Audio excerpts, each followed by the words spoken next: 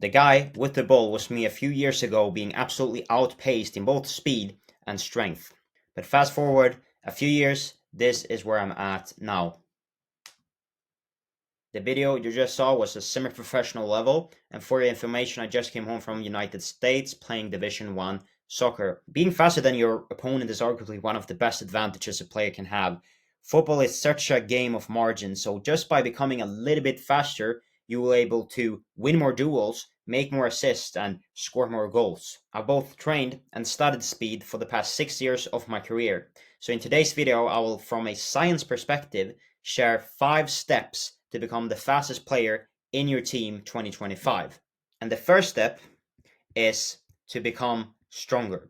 And I will explain why getting stronger will result in you running faster. So Newton, aka the father of physics, says with his third law of motion that for every action there's an equal and opposite reaction.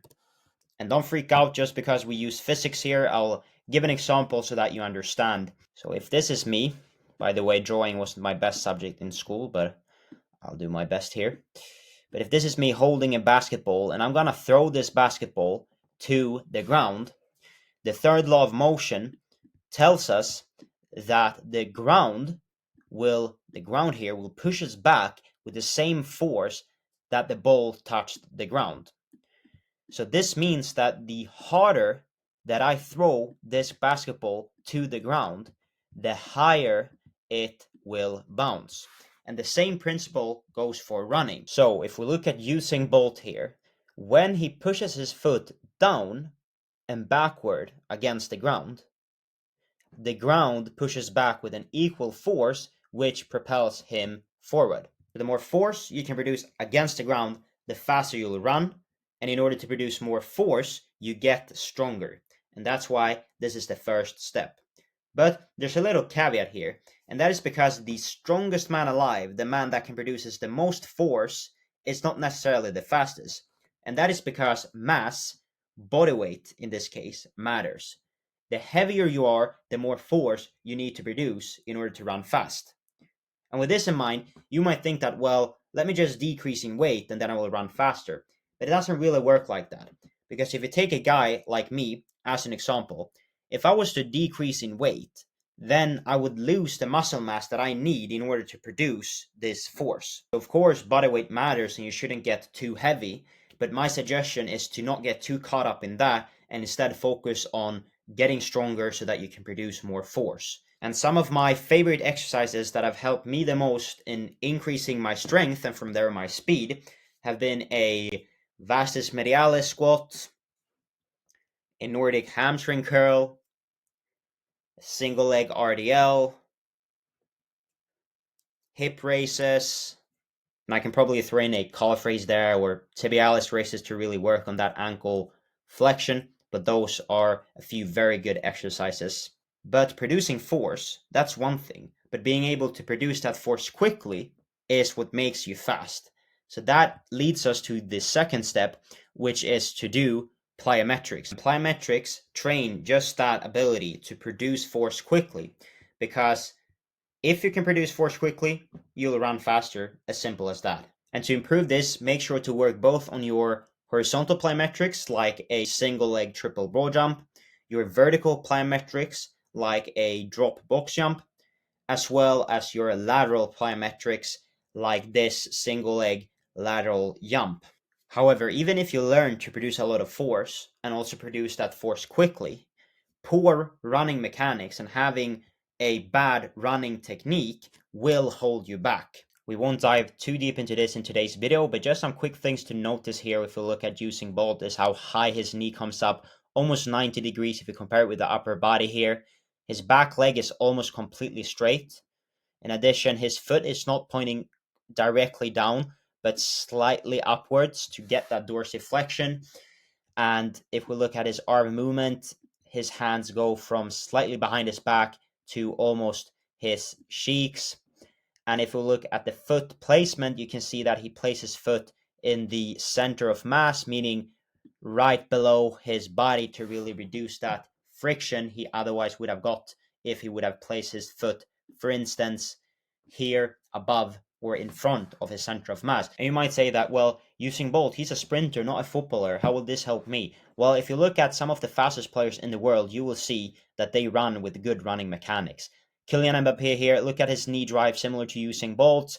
His back leg is almost straight. He got this dorsiflexion too. So instead of coming up with excuses, make sure to improve your running technique if you're looking to get faster. And something to clarify is that the reason why we want to improve our running technique is not because, oh, Usain Bolt runs like this, then I need to do that too, just because. Well, the reason why Usain Bolt is running like this, and the reason why Mbappe is running like this, is because it's this form that allows us to produce the maximum force with each stride to really run efficiently. That's why it's important to run with a good form and a good technique. And some exercises to improve your running technique includes A skips, B skips, and also to record your sprints and analyze them and compare your sprints to these world-class sprinters and to see what you can improve. And one last thing to notice here is how flexible you need to be and mobile you need to be in order to get into these positions. Once again, look at the back leg, look at the ankle, look at how high his knee comes up. You will never be able to get into these positions without being flexible and mobile. And that's why the third step, let me find that, or the fourth step, sorry, is to improve your flexibility and mobility to really being able to get into those positions and really remove the resistance that we get if we are unflexible and unmobile when we run. A lot of people lack a hip mobility, so some of my best hip mobility and flexibility exercises include 1990s, couch stretch, and ATG split squats.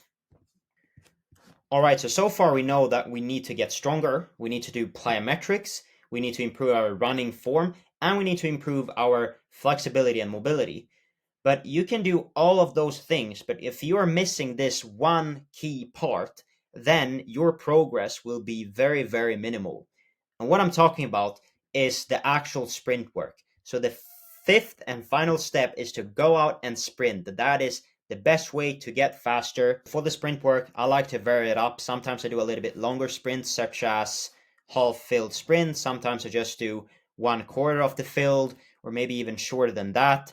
But the main takeaway here is to go out and sprint. That's how we get faster. However, if you want to make real progress, you cannot only go out and sprint because you need these other very important steps. So to quickly summarize, in order to become faster than your opponent, maybe even the fastest player in your team, the first step is to get stronger so that you can produce more force, but you also need to do plyometrics so that you can produce that force more quickly.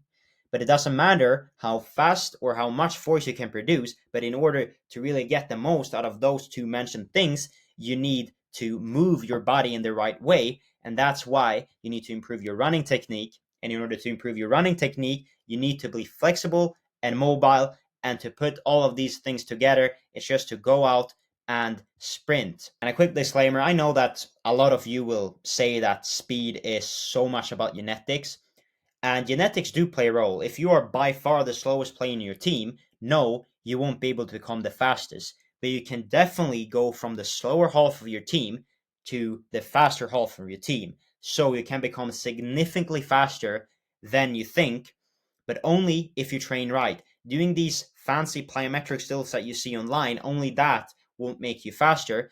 And that's why I made this 5-step guide, 5-step science-based guide, in order for you to get faster. So give a thumbs up if you enjoyed this video, if you learned anything, and leave a comment or write to me on Instagram. My name is Ludwig Calibro there too. If you have any questions or any suggestions on excuse me, or any suggestions on videos that I can make ahead. So subscribe to the channel as well if you want to see more content, and I'll catch you guys later. Stay hard.